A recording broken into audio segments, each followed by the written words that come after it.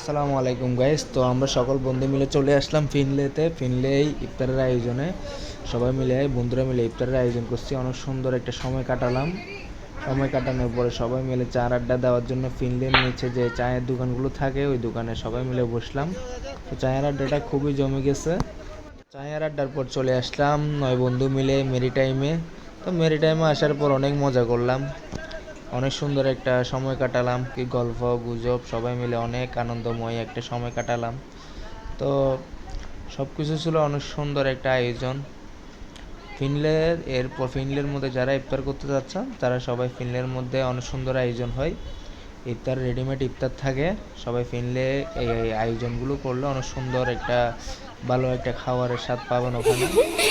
এরপর চাইতে চাইলে আপনারা মেরিটাইম মিউজিয়াম পার্কের মধ্যে অনেক সুন্দর একটা ভিউ আছে। এখানে রেডিমেড নাস্তা আয়োজন এগুলো সব কিছু থাকে। টিকিট মাত্র 10 টাকায়।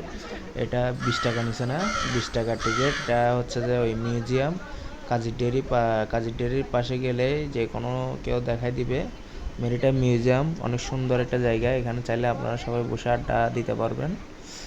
এখানে দোলনা আছে। এরপর হচ্ছে যে অনেক রকম সেনাবাহিনীর ওই যে অস্ত্র থাকে এইসব জিনিসপত্র আছে।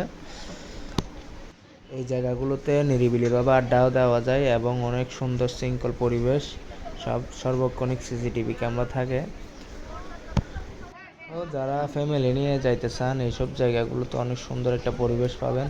ফ্যামিলি আছে বাচ্চা কাচ্চা নিয়ে বা বেস্ট ফ্রেন্ড বন্ধু বান্ধব নিয়ে এখানে আড্ডা দিতে পারবেন আমাদের মতন। অনেকক্ষণ সময় কাটালাম।